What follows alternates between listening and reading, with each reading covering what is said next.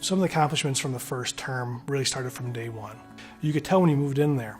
When I came in there, nobody put down roots. I was the third state's attorney to come in that 4-year period.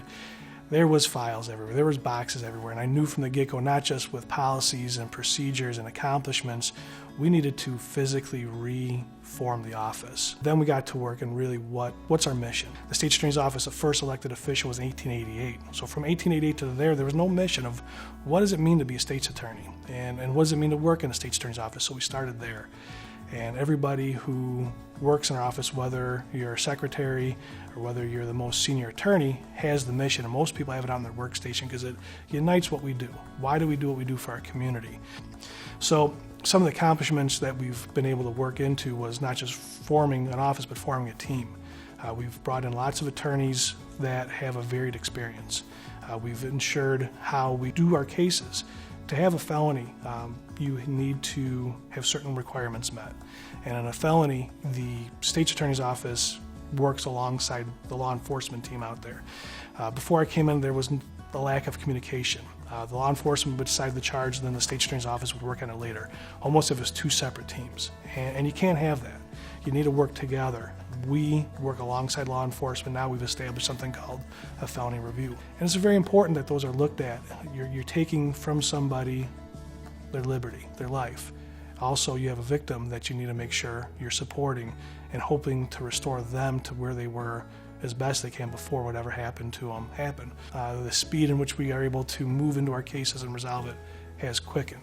It's always something you can improve, but we've continued to work with our law enforcement to have better charges from the get-go. Another big development I had is called our felony diversion program.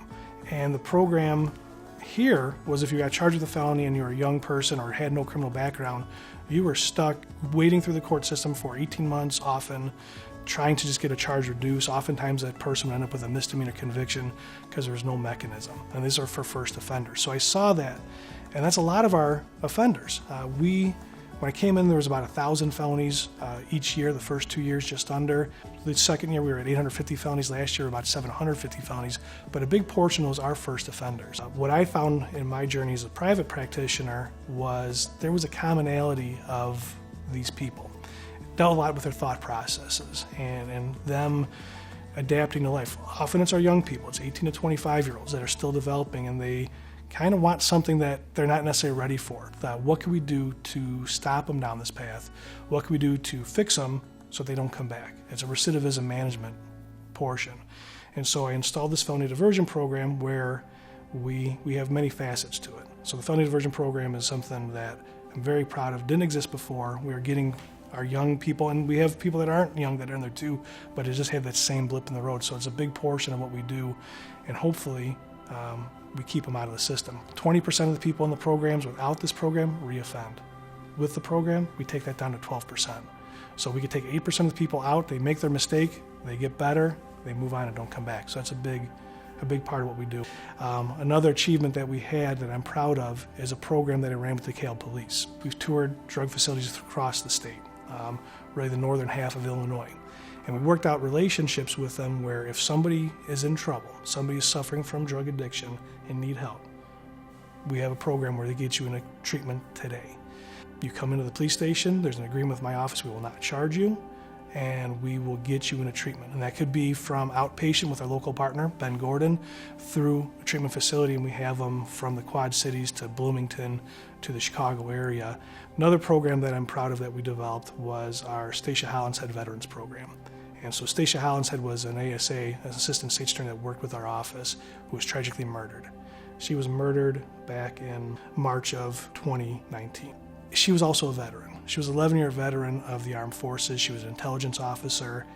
And I was looking for a program of need and some way of honoring her. And putting together a veterans program made sense. So we've named it the Stacia Hollinshead Veterans Program, so we always remember Stacia. The program is a partnership with our Veterans Assistance Council here in DeKalb County and Hines VA. Most times, and especially some of our younger people, have not explored the VA options. They think it's for old men. They think it's for people that are on their way out, and it's not true. The VA is a very dynamic health organization. This program is around people who have made some type of mistake or are struggling with something. They're not criminals. They don't have a history of continuing criminally behaving. They need help. Once you establish VA benefits, you have that for life. And so then once you're established with the VA, we could get services from abuse of alcohol or drugs through post-traumatic stress disorder to domestic violence. There's pretty much a program for every type of need you're going to have at the VA, and we started that late last year, and we hope by running this program we could continue serving them who serve their country.